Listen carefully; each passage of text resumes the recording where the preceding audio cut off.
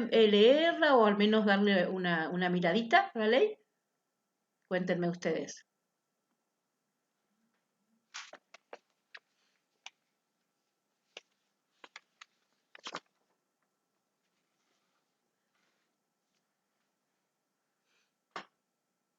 Ninguno contesta, significa que ninguno la pudo ver. Sí, yo sí la leí. Vane, sí. Sí, yo también la leí, profe. Bien, Ariana también, muy bien. Los otros que están en silencio no miraron, ¿no es cierto? Espero que, No, yo no la... espero que la tengan Sí, ahí. yo algo, Sí, perdón, ¿alguien dijo, Nayara? sí, sí. Espero que a lo mejor si la tienen a mano también está bueno porque así pueden, yo les voy a ir, igual les voy a pasar algunas diapositivas donde voy a ir, seleccioné algunos de los artículos de la ley como para que poder pensarla, ¿no? Bueno, esperen que voy a compartir las diapositivas.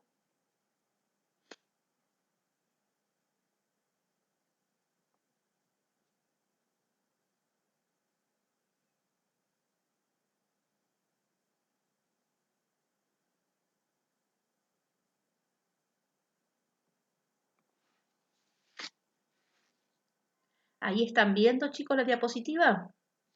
Sí, profe, ahí se ve. Espero que no tengan la dificultad de la clase pasada, ¿se acuerdan que no pasaban? Vamos a ver si estas funcionan mejor. Bueno, ahí como ustedes ven, bueno, está el número de la ley y el año en que fue promulgada, que fue el 2 de diciembre del año 2010, o sea que ya es una ley que tiene sus años, y reglamentada en el 2013. La diferencia entre ser promulgado y reglamentada es que cuando cualquier ley, porque esta ley, como todas las leyes que nosotros tenemos en la República Argentina, pasan por la Cámara de Diputados y la Cámara de Senadores, ¿no? Es decir, siguen los mecanismos que son constitucionales. Y les decía, el hecho de que una ley tenga un año de promulgación y generalmente tiene después un tiempo de reglamentación, tiene que ver con que cuando se reglamenta la ley, hace referencia a cómo se va a aplicar dicha ley, ¿no? Es decir, si se necesita crear algún tipo de dispositivos específicos, organismo, etc. ¿No?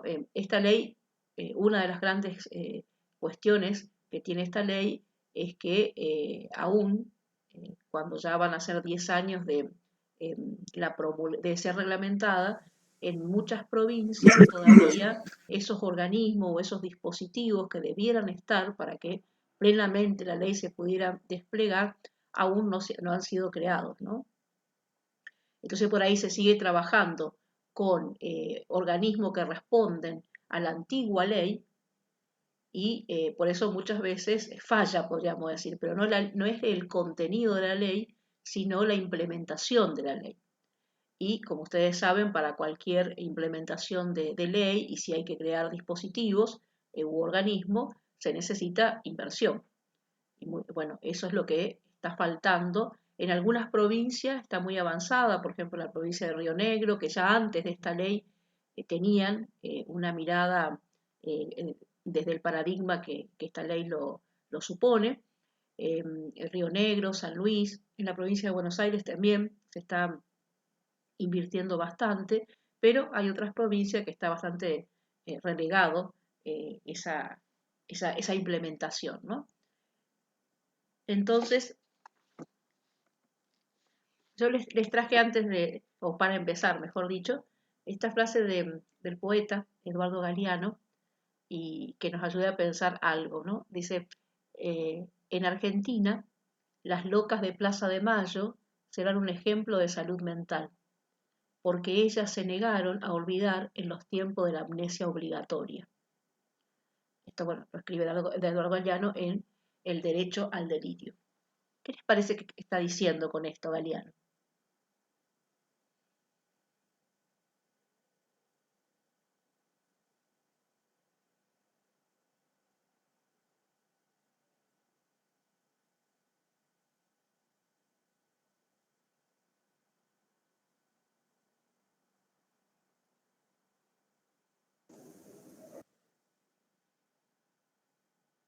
Es que las madres de Plaza de Mayo las trataban de locas, pero no estaban locas. Ajá, muy bien, Las querían hacer pasar por locas. bien.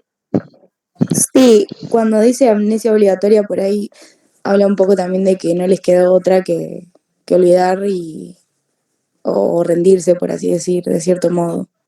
¿A ellas o al pueblo? Al pueblo, Claro, Claro, ellas no se exacto. quisieron rendir. En realidad, no sé si el pueblo se olvidó, pero vieron que dicen los tiempos de amnesia obligatoria, ¿no? Que había algo del orden del discurso, que había que olvidar de eso, que había que olvidarse de todo eso, ¿no? De, digamos, de que la gente estaba desapareciendo, ¿no? Había que olvidarse, había que vivir como si eso no estuviera sucediendo, podríamos decir, ¿no? Y bueno, indudablemente que también había algunos instrumentos para esa amnesia obligatoria, ¿no? A veces ciertos, eh, como fue el Mundial 78, por ejemplo, ¿no? Se iban haciendo algunas cuestiones que de alguna forma diría, bueno, que el pueblo se olvide que esto está sucediendo. O se instalaba esto, bueno, algo habrán hecho, ¿no? Se instalaba como diciendo algo habrán hecho que era negativo en relación a esto, ¿no? Y si lo hubiesen hecho, este, y si la Argentina hubiera estado en Estado de Derecho, todos aquellos que hubieran cometido algún delito, bueno, estaba la justicia para juzgarlo, ¿no? Pero fíjense que es interesante porque recuerdan que también lo veíamos en ese texto de Alicia Stolkiner, ¿no? Cuando ella decía, eh, el malestar a veces es signo de bienestar. Y acá podemos decir un ejemplo, ¿no? Porque el malestar que ellas tenían era un ejemplo de salud mental, es decir, era signo de bienestar. Ese malestar que ellas lo expresaban a partir de esas rondas que actualmente se siguen haciendo en la Plaza de Mayo, y el hecho de no olvidar era signo de bienestar. Y por otro lado, aparece la cuestión del concepto de locura, ¿no? Las locas de Plaza de Mayo, que generalmente cuando a alguien se le dice el loco o las locas, ¿qué se está queriendo decir? Que no tiene buena salud mental. Sí, por un lado eso, ¿no? Se la está poniendo en el lugar de la sin razón, podríamos decir, ¿no? En el lado de lo irracional. pero que está como que fuera de los parámetros normales o de lo común Que es anormal, que no es Claro, distinto. o sea que se lo ubica en un lugar desvalorizado, ¿no? Porque si se le dice las locas, se está diciendo son irracionales, porque vieron que la locura sería lo opuesto a la razón. Los que no son Porque iban locos, en contra del discurso político. Se las exacto. trataba como locas, De por alguna no forma, pensar igual que... de alguna forma las madres de Plaza de Mayo estaban diciendo los que están en sin razón son ustedes, ¿no? Que hacen desaparecer personas. Profe, o por tener nuevas ideas, hasta demostrar lo contrario, puede verse como un loco. Exacto, muchas veces sacando el ejemplo de la madre de Plaza de Mayo, a cuánta gente se la ha tratado de loca, ¿no? En la ciencia, en distintos ámbitos, y después se dieron cuenta que tenían razón, ¿no? Que la locura estaba en otro lugar, en el poder, etcétera, ¿no? Pero, esto también lo traía también como esto de cuando a alguien se le dice que tiene algo del orden de la salud, sí, perdón, la salud mental, generalmente se lo pone en un lugar desvalorizado, estigmatizado, ¿no? Porque a ninguno de nosotros si decimos vamos al médico porque, qué sé yo, me duele de tal cosa, a nadie se lo pone en ese lugar de desvalorización. Si vamos al médico clínico, quiero decir, ¿no? O vamos, no sé, al dentista, al bioquímico, etcétera, ¿no? A nadie se nos pone en ese lugar. Ahora, si alguien dice voy al psiquiatra, o ahora no tanto ya, pero todavía sigue estando, si voy al psicólogo, hay algo de otro orden, ¿no? Como si uno no tuviera que atenderse la salud mental, porque estaría en un lugar muchas veces desprestigiado, desvalorizado, ¿no? Estigmatizado. Inclu- Incluso muchas veces se escucha la frase de no, yo no voy al psicólogo porque el psicólogo es para los locos. Claro, si bien creo que en menor medida que hace algunos años atrás, pero aún sigue vigente eso, ¿no? Entonces, eh, fíjese a veces la carga que es para una persona que a lo mejor tiene un fuerte grado de angustia y que tiene algún conflicto del orden de lo psíquico, tener que acudir a algo al acceso a la salud mental, porque ya eso implica quizás que en el trabajo o en los lugares donde está, se empiece a valorarlo desde otro lugar, ¿no? Como esto que decíamos, la locura, la sinrazón, el estigma, la etiqueta, etc. Entonces, un poco esta ley viene a pensar la salud mental desde una perspectiva de derecho humano, así como la salud en general es un derecho humano. Pero la antigua ley no tenía esta mirada, ¿no? Sino que un poco acentuaba esto que decíamos, ¿no? Ubicar a la persona con una crisis subjetiva dentro de ese lugar de la locura tan desprestigiado por allí.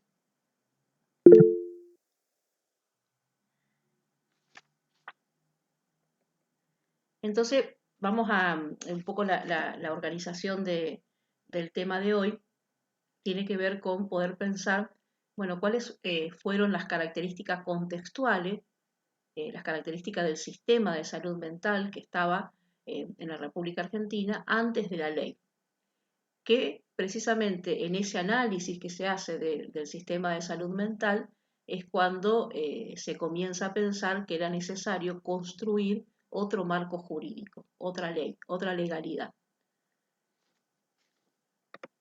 Entonces, esperen que voy a ocultar esto para que se vea mejor. Ahí está. Entonces, una de las características que tenía el sistema, y que sigue teniendo, ¿no? El sistema de salud mental, era un alto nivel de internaciones y asignaciones presupuestarias centralizadas en los hospitales psiquiátricos. Entonces, ¿por qué podríamos decir esto aparecía como algo a modificar? Y porque si los recursos estaban concentrados en los hospitales psiquiátricos, y los hospitales psiquiátricos no existen en todas las localidades, entonces, ¿qué suponía? Suponía que una persona que estaba con una urgencia subjetiva y que era necesario internarla, había que desarraigarla, ¿no? Había que llevarla hacia ese hospital y a su vez, indudablemente, los familiares por ahí no podían estar cercanos a esa persona, visitarla, etcétera, todo lo que se necesita cuando uno está en una crisis, ¿no? Entonces este desarraigo hacía que la persona vaya cortando los vínculos. Entonces, a partir de esto se empezó a visualizar que lo importante es que estas atenciones en salud mental estuvieran ubicadas también en los lugares de origen, es decir, no hacer de nuevo psiquiátricos, ¿no? Porque la ley prohíbe la construcción de nuevos psiquiátricos, pero que haya psicólogos, psiquiatras, gente que se ocupa de la salud mental en los centros de salud cercanos a los barrios. Esto por eso dice implementar acciones y destinar recursos para la atención comunitaria, ¿no? Donde, digamos, se descentralice la atención de la salud mental. El otro aspecto que también se visualizó es que en los psiquiátricos había un alto nivel de personas en situación de pobreza. Esto se denominó o se denomina institucionalización, es decir, personas que quedaban articulada la institución y si se les daba el alta no tenían lugar donde ir a vivir. Entonces, como no tenían lugar donde ir a vivir, se los dejaba allí. Es decir, quedaban y quedan a lo mejor 20, 30 años en una institución y fallecían ahí, ¿no? Esto lo podemos ver actualmente. Sí, profe, acá en Olivera está el hospital psiquiátrico. Claro, exacto. Y muchas de esas personas tenían que ver con, a lo mejor con crisis que fueron emergentes, ¿no? De situaciones de pobreza, a lo mejor de quedarse sin empleo, de estas crisis que nosotros tenemos a veces en nuestra Argentina, ¿no? Iban allí, cortaban a lo mejor la vinculación con los seres queridos o con los pocos vínculos que podían llegar a tener, y si decían, bueno, le damos el alta, ¿y dónde va? ¿no? Entonces también ahí, fíjese que se había hecho estadística que entre el 60 y el 90% de los que en la actualidad están internados a veces son pacientes sociales, ¿no? Que se denominan pacientes sociales a estas personas que no tienen dónde ir a vivir si salen de estas instituciones. La otra cuestión importante es lo que se denomina la ausencia de garantías procesales y judiciales en la legislación. ¿Esto qué significa? Que en el Código Civil de la República Argentina, una persona puede ser encerrada de por vida sin tener derecho a una audiencia con un juez, a tener asistencia jurídica o de presentar pruebas a su favor. Tampoco prevé el derecho a una revisión independiente o imparcial de la internación psiquiátrica. Quiere decir que una vez que la persona se la internaba, la persona no podía pedir que se revea su situación, ¿no? Y así podía estar de por vida, aun cuando no necesitara estar internado. Por eso hay una ausencia de garantía, ¿no? En relación a lo procesal y a lo judicial. Y el otro aspecto también, recuerden que estamos viendo el contexto del cual emerge la ley, el otro aspecto es, o fue, la insuficiencia de acciones. Fíjense acá, es un tema que vamos a ver en la clase que viene, de acciones de promoción de la salud, prevención del padecimiento mental, rehabilitación y atención comunitaria de salud mental. Vieron que por ahí uno puede ver muchas campañas en relación a la promoción de la salud más del orden fisiológico, por decirlo de alguna forma, ¿no? Si bien sabemos que el aspecto social, el aspecto psíquico y el aspecto físico están articulados porque nosotros somos una unidad. Pero uno puede encontrar, que sea contra la diabetes, contra la cuestión cardiológica, puede encontrar muchas campañas por distintos medios. Ahora, no sé si ustedes recuerdan alguna campaña que pueda ser de prevención del padecimiento mental. ¿Recuerdan alguna campaña alguna vez que hayan visto?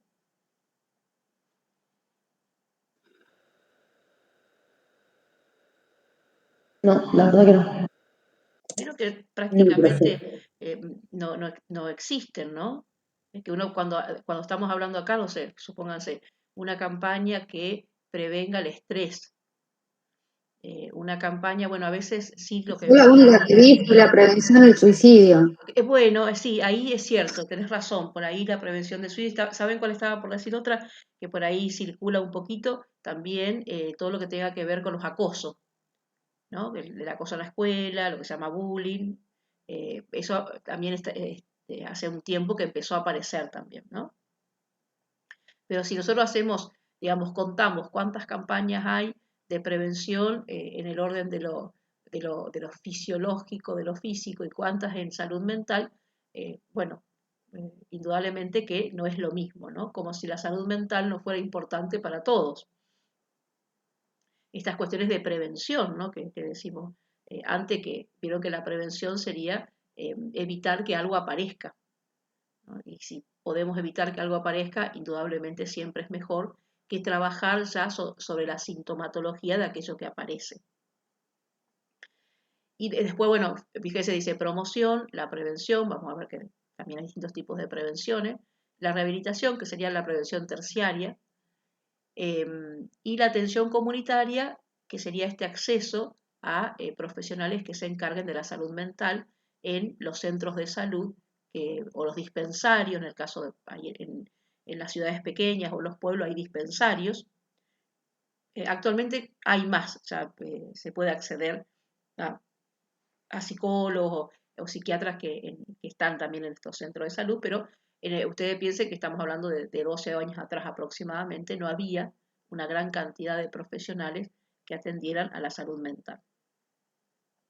Entonces, todas estas cuestiones es lo que hace que se empiece a pensar con respecto a poder elaborar otra ley. Y hay un último aspecto, que es el quinto aspecto, que es la violación sistemática de los derechos humanos en el marco del modelo de atención asilar, ¿sí? Es decir, en el modelo de atención de encierro, ¿no? Como serían los neuropsiquiátricos o los manicomios también, como se les solía llamar antes.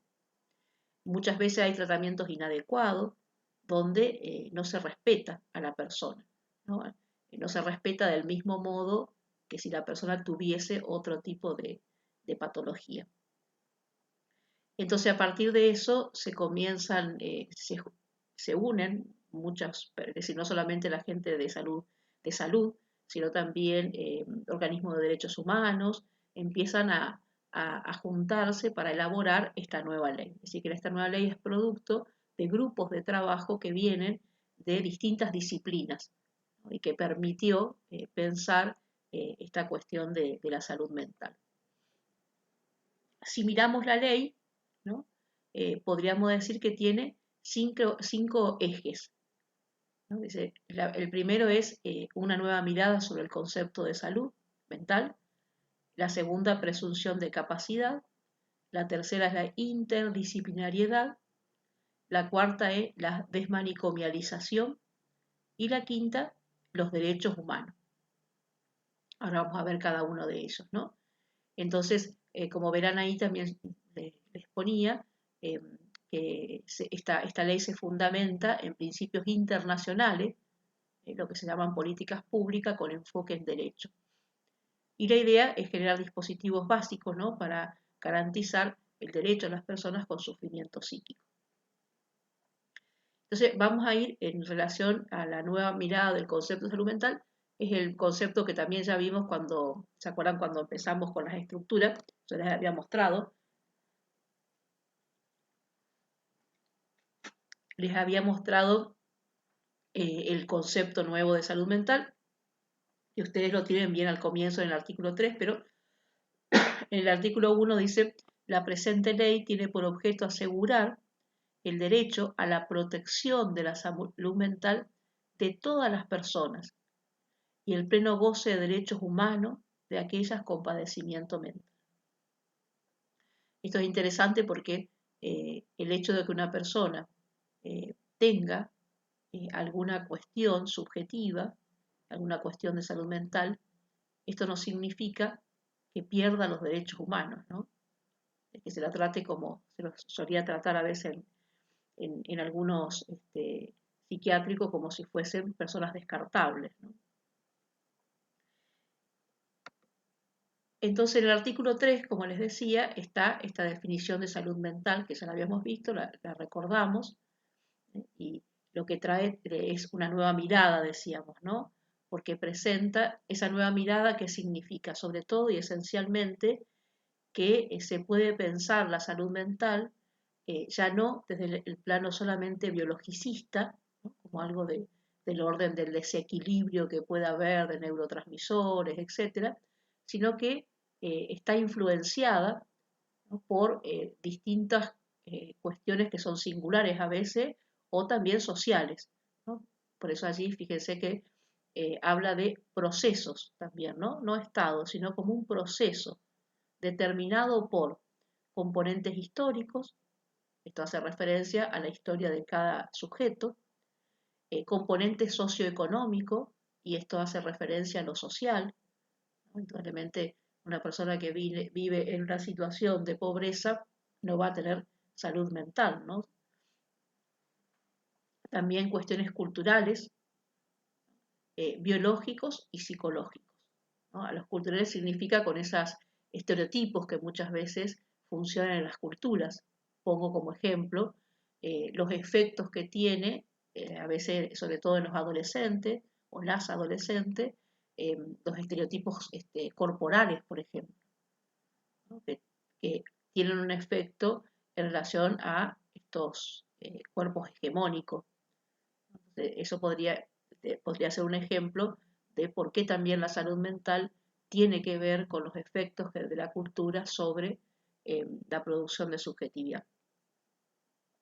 Y dice, cuya prevención y mejoramiento implica una dinámica de construcción social vinculada a la concreción de los derechos humanos y sociales de toda persona. Y acá es importante esto que decíamos, ¿no?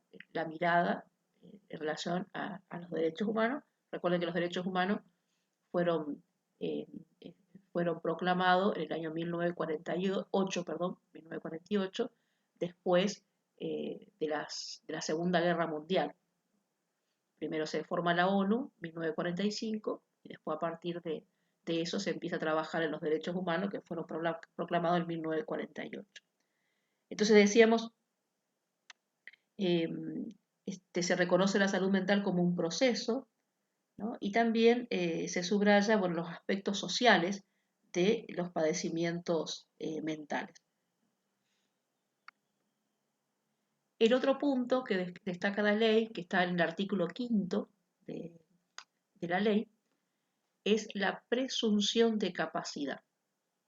Esto es importante porque en la antigua ley, la persona que sufría, que padecía algo del orden de la salud mental, de antemano se presumía incapaz, es decir, se la discapacitaba.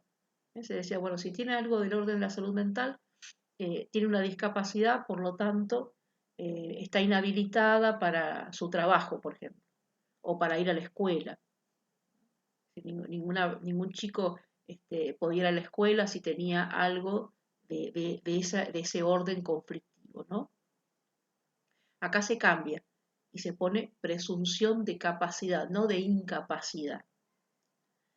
Y en el artículo 5 dice entonces, la existencia de un diagnóstico en el campo de la salud mental no autoriza en ningún caso a presumir riesgo de daño o incapacidad, lo que solo puede deducirse a partir de una evaluación interdisciplinaria de cada situación particular en un momento determinado. Se ven que el hecho de tener una cuestión de salud mental no implica la ecuación de que ya la persona está incapacitada. Lo que hay que esperar, como dice acá, es esa evaluación interdisciplinaria y también a su vez la singularidad de esa persona.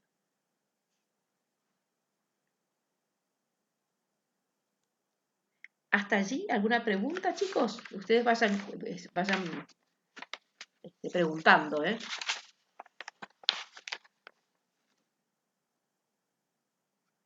También acá podríamos decir de que no se presume incapacidad porque una persona a lo mejor haya sido hospitalizada por alguna cuestión de urgencia, como les decía antes, de urgencia subjetiva, que necesita esos días de internación a veces para hacer algún tipo de compensación, ¿no? Porque se descompensa, entonces se necesita algunos días de internación.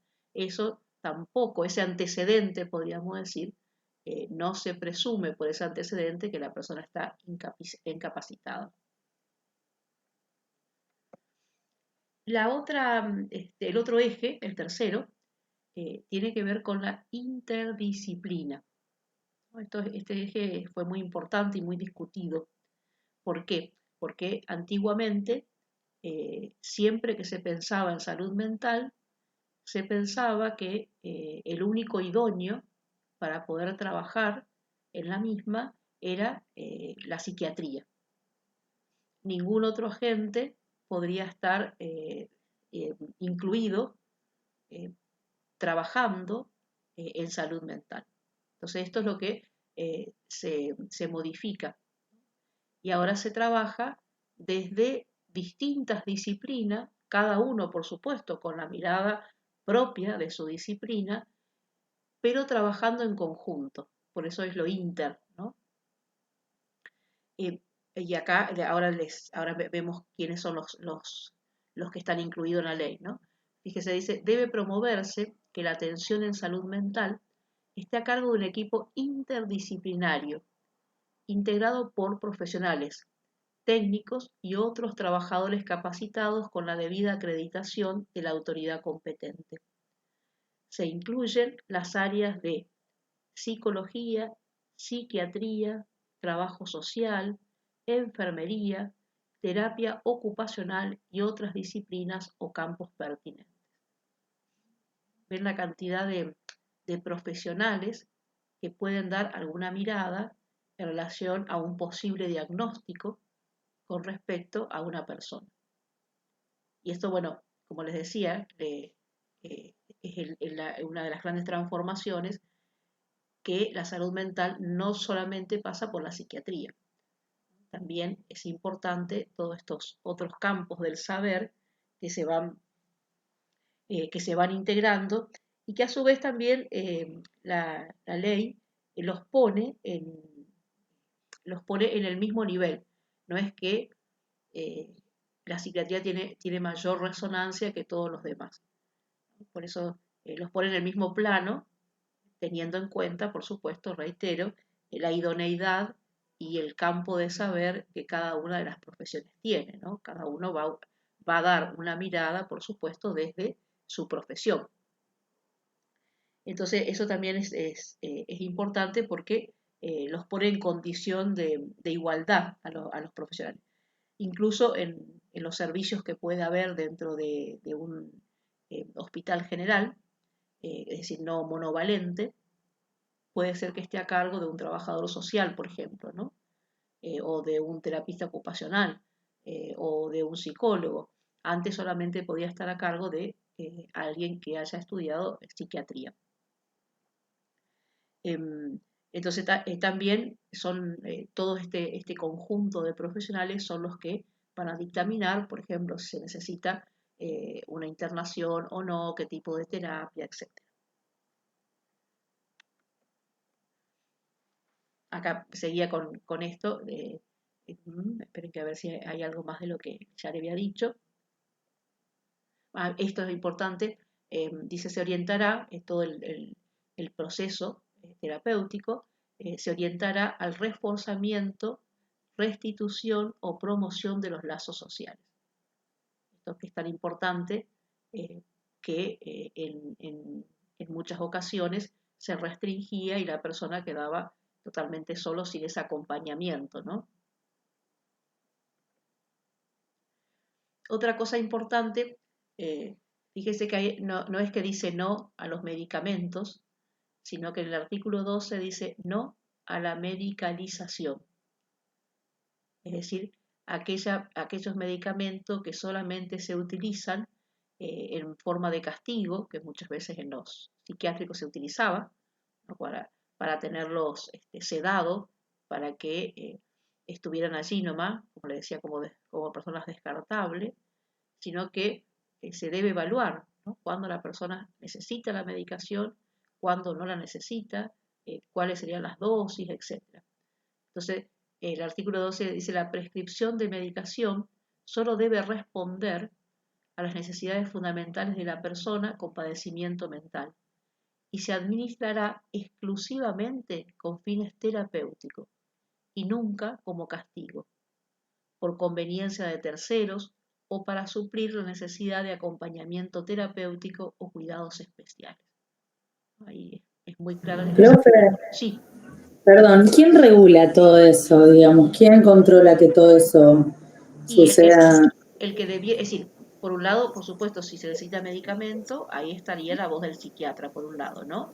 El que tiene que, porque recuerden que el único que puede medicar es el psiquiatra, porque es el que tiene la formación médica, ¿no? Los psicólogos, ninguno de los otros tenemos formación médica. La regulación va de parte, por supuesto, del psiquiatra, ¿no? Y él es el responsable, él o ella, él es el responsable de esta regulación. O sea que respondería el psiquiatra, digamos, si esto no se cumple.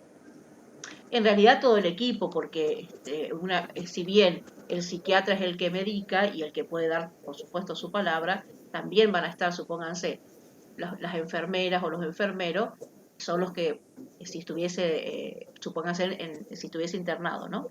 O la familia, supónganse que la familia va y dice, bueno, pasa esto, pasa lo otro. Bueno, el equipo evaluará qué tipo de medicación y también cómo va acompañado con la terapia, ¿no? No solamente sea la medicación. Por supuesto que el responsable último siempre va a ser el psiquiatra porque es el que va a medicar, ¿no? Y el que va a decir qué tipo de medicación es más idónea. Sí. Pero la idea es que se trabaje en equipo, ¿no? Y que muchas veces cuando se trabaja en tratamiento ambulatorio, en el caso, supongamos que yo trabajo, veo una persona que está con una crisis, bueno, la derivo al psiquiatra y trabajamos juntos en eso, ¿no? Y se va viendo cuándo a lo mejor ya es necesario a lo mejor disminuir un poco la medicación, porque la persona ya está pudiendo hablar y está pudiendo hacer algunas cosas. Pero acá sobre todo el eje central está en que la medicación se usaba y lamentablemente en algunos lugares se debe seguir usando para esto que decía acá, ¿no? Como castigo y no con fines terapéuticos, sino solamente para tener a la persona planchada, como o tipo zombie, vieron que se suele decir. Profe, por ejemplo, yo tengo un problema de salud y estuve internada en una clínica. Y, por ejemplo, lo que usaban mucho era atarlo a los pacientes. Bueno, sí, porque a veces... De forma de castigo. Exacto. Que eso, fíjense que está en contra de los derechos humanos, ¿no? Ciertamente alguien puede decir, bueno, justo estaba en una crisis, etcétera, ¿no? Pero por eso le digo que el gran problema de esta ley, que a lo mejor ustedes habrán escuchado a raíz de hace no me acuerdo si fue el año pasado o a principio de año, ya no lo recuerdo. ¿Recuerdan este artista que canta, que es Chano? Sí. ¿Lo ubican? ¿Recuerdan que tuvo Sí, profe. un episodio, un brote, y que a raíz de eso la gente decía, bueno, esta ley, el problema es la ley, el problema es la ley, y en realidad no, el problema no es la ley, el problema es la implementación de la ley. Es decir, el problema es que los estados no invierten para que estos dispositivos de equipos de trabajo puedan estar en los lugares donde debe estar, ¿no? En las urgencias. Así como hay equipos de trabajo de las urgencias médicas, en todos los hospitales debiera haber equipos de trabajo de urgencias subjetivas. Y no siempre los hay. Y no siempre, que casi hay pocos, ¿no? Así como equipos de trabajo que uno dice, bueno, hay una urgencia subjetiva y directamente voy a un hospital o a un sanatorio. Porque la idea de la ley eh, en esto de desmanicomialización tiene que ver con esto, que se ha visto que en algún momento a lo mejor estas estructuras de hospitales monovalentes, se les llama, tuvieron algún efecto, ¿no? Pero ahora se ve que no. Es decir, que las personas no están mejores porque estén 2 años internadas. Entonces lo que la ley estipula es que dentro de los hospitales generales también haya una atención para las urgencias subjetivas y que si es necesario algún tipo de internación transitoria, que también se pueda hacer en esos mismos hospitales, ¿no? Así como está, no sé, el pabellón de pediatría, de otros, también tiene que haber en relación a la salud mental. Ciertamente que, ¿por qué se necesita dinero? Digo esto y ya voy. ¿Por qué se necesita dinero? Porque no es lo mismo cuando uno se interna porque tiene algo del orden fisiológico que ocupa una cama, a alguien que tiene algo del orden psíquico que no necesita estar todo el día durmiendo, o todo el día acostado, quiero decir, más que durmiendo. Hay que armarlo de otra manera, ¿no? Con lugares terapéuticos, etcétera. Todo eso implica una inversión. Entonces, como que la ley va por un lado y la implementación de la misma no se está pudiendo llevar a cabo por esta cuestión de las inversiones, ¿no? Sí. Sí, eso iba a comentar, que justamente cuando salió la ley, a la gran mayoría de los pacientes se los llevó a los psiquiátricos, por ejemplo. Y ahí no hubo un acompañamiento. Yo tuve un familiar se internó en un psiquiátrico, estuvo muchos años en un psiquiátrico, después lo llevaron a un geriátrico, y justamente la madre era quien se encargaba de darle la medicación, porque estaba eso también que le restringían para ahorrarse la medicación, entonces se ponen agresivos en esos lugares, como que el control no está al 100%. Claro, la ley en cuanto a letra es una de las leyes, como decíamos, más avanzadas desde el punto de vista internacional. El problema es el hecho de que una ley tiene que tener, indudablemente, esto que decíamos, ¿no? Etapas de implementación. Entonces, esas etapas de implementación suponen todas estas inversiones que hay que hacer en equipos de trabajo, en dispositivos, en acomodar los hospitales comunes o generales, mejor dicho, para que esté también este lugar de atención de salud mental y se necesita algún tipo de internación que se pueda hacer. Todo eso implica una nueva mirada también de los hospitales, ¿no? Entonces, lamentablemente, como les decía, hay provincias como el Río Negro, por ejemplo, que esto de eh, el movimiento de desmanicomialización, en realidad hace años que empezó en Trieste, una ciudad italiana, ¿no? De ahí vino todo este movimiento que advirtieron esto, que en realidad hay muchas personas que la internación, así de 2 o 3 o 20 años, no es que la mejore, ¿no? Y entonces empezaron a ver que con otros dispositivos las personas sí mejoraban, porque empezaban a poder restablecer los lazos sociales, insertarse en el ámbito laboral, etcétera, ¿no? Aún aquellas patologías que uno puede decir más grave, como puede ser, como decíamos la otra vez, la psicosis, por ejemplo, ¿no? Que con medicación el paciente está compensado y por lo tanto puede insertarse en el lazo social.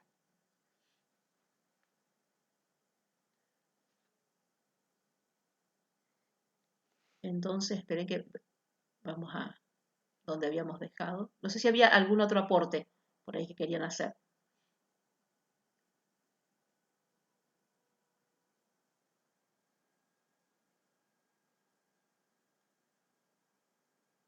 Chicos, ¿están viendo esta diapositiva? Sí. Bien, esa Sí, profe. la que dice desmanicomialización, la están viendo, ¿no es cierto? Sí. Bien. Sí, profe. Entonces ahí hay un pequeño eslogan que era una de las campañas que hacían los movimientos, donde decíamos los hospitales monovalentes, que sería de un solo valor, mono es uno, que sería lo psiquiátrico, no están dando el resultado que se pensó que darían cuando fueron creados, ¿no es cierto? Y dice, el encierro no cura, la vida en comunidad sí. Entonces, el artículo 14, fíjense que dice, la internación es considerada como un recurso terapéutico de carácter restrictivo y solo puede llevarse a cabo cuando aporte mayores beneficios terapéuticos que el resto de las intervenciones realizables en su entorno familiar, comunitario o social. Debe promoverse el mantenimiento de vínculos, contactos y comunicación de las personas internadas con sus familiares, allegados y con el entorno laboral y social, salvo en aquellas excepciones que por razones terapéuticas debidamente fundadas establezca el equipo de salud interviniente. Se ven como se hace mucho hincapié en esto. Lo que cura es el lazo social, lo que cura es estar con otros, lo que cura es estar inserto en el ámbito laboral, escolar, bueno, depende la edad que tenga la persona, ¿no?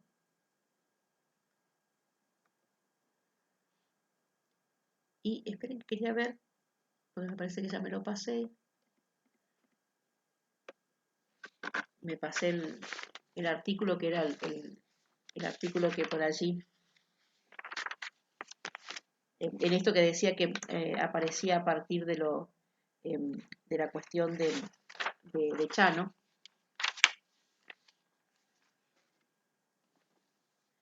¿Se acuerdan que a partir de la cuestión de Chano lo que había aparecido era esto de que la ley, que los medios de comunicación social transmitían de que la ley no servía porque decían que al paciente o a la persona que estaba con una crisis subjetiva no se lo podía internar en forma involuntaria.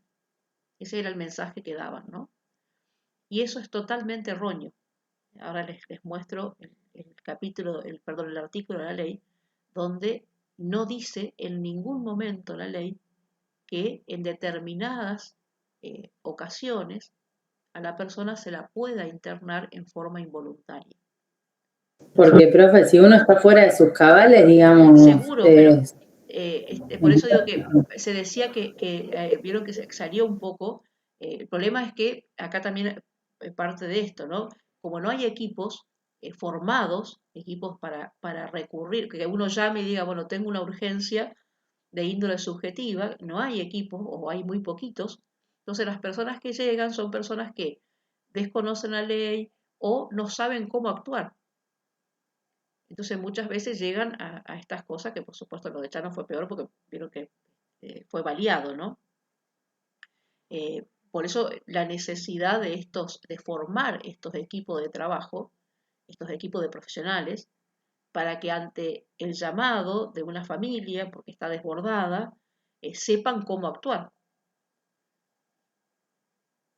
Entonces, en el artículo 20, vieron que ahí dice principios de derechos protegidos, es decir, cuáles son los derechos humanos que están protegidos por la ley. Y uno de ellos dice a la libertad y a la autonomía de las personas con padecimiento mental.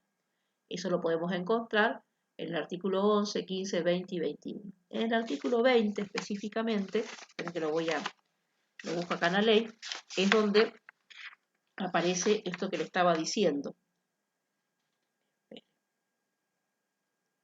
Creo que era el 20, ya no me acuerdo bien si. Sí.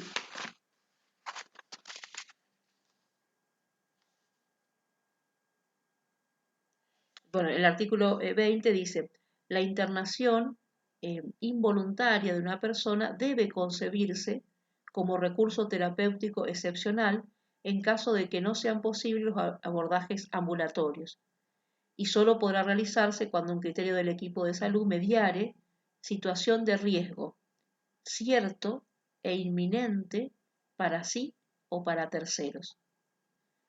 Para que proceda la internación involuntaria, además de los requisitos comunes de toda internación, debe hacerse constar un dictamen del profesional del servicio asistencial que realice la internación, ¿no? Y la característica, es decir, uno dice, bueno, ¿cuál es el criterio para poder internar involuntariamente a una persona? Y ahí acá lo dice expresamente, ¿no? Que la persona esté en una situación de riesgo cierto e inminente, que hace referencia, perdón, ese riesgo cierto e inminente es para sí mismo, es decir, que se pueda hacer daño a sí mismo o puede hacer daño a un tercero. Entonces, después en el artículo 21 dice la internación involuntaria debidamente fundada debe notificarse obligatoriamente en un plazo de 10 días al juez competente y al órgano de revisión, debiendo agregarse a las 48 horas como máximo todas las constancias previstas en el artículo 20. Es decir, que antes generalmente era el juez el que actuaba para poder internar. Acá lo que está diciendo es, bueno, un equipo de trabajo puede evaluar que la persona se encuentra en una urgencia, ¿no? Y en esa urgencia no se puede trabajar porque está desbordado, ¿no? Entonces hay que internarlo para compensarlo y después empezar a trabajar desde alguna psicoterapia. Muchas veces, por supuesto, con alguna medicación que acompañe hasta que la persona pueda compensarse. Y el criterio es que sea un riesgo para sí mismo y para terceros. Entonces, en ningún lugar la ley dice que no se puede internar involuntariamente. Sí se puede. Por eso digo esto que para esta ignorancia con la cual los medios de comunicación habían tratado el tema de Chano, ¿no? Y que aparecían también otras voces en desconocimiento de la ley. Entonces, después decía, bueno, el otro principio dice, bueno, la persona tiene derecho a un trato digno y respetuoso. Esto también hace referencia a los lugares de internación, que ahí ustedes tienen los artículos donde se menciona esto, y también el acompañamiento y contención familiar. No cortar de ninguna manera los lazos familiares si los hay, o aquellos lazos que a la persona la puede sostener. Otro de los derechos son a no ser identificado ni discriminado por un padecimiento actual o pasado, lo que decíamos también al principio. El que viene también es muy importante, dice derecho a ser informado y a decidir, es decir, que la persona se le tiene que explicar, por supuesto no en el momento que está en crisis, ¿no? Pero en el momento que la persona pueda escuchar, se le tiene que informar acerca de qué es lo que está sucediendo, qué psicoterapia, cuál va a ser el proceso terapéutico. Si la persona tuviese algún tipo de discapacidad, el equipo de trabajo debe buscar los medios para que la persona pueda comprender cuáles son aquellos procesos terapéuticos con los cuales van a trabajar. Por eso también es muy importante. Y también el artículo 7 dice derecho a que el padecimiento mental no sea considerado un estado inmodificable, ¿no? Porque siempre es posible que con eso que se padece, en el psicoanálisis suele decir, bueno, que ante una urgencia pueda emerger el sujeto. Así que en la urgencia el sujeto está como devastado, ¿no? Como aplastado, podríamos decir, por ese conflicto al cual lo desborda. Pero con la terapia puede ir a través de la palabra, pudiendo aparecer ese sujeto que habla y que puede ubicar ese conflicto que tiene. Y a partir de eso puede ir trabajando sobre él, ¿no? Junto con los terapeutas. Bien, ese era el último. Esperen a ver si había algo más. No, creo que hasta ahí era lo que les quería aportar.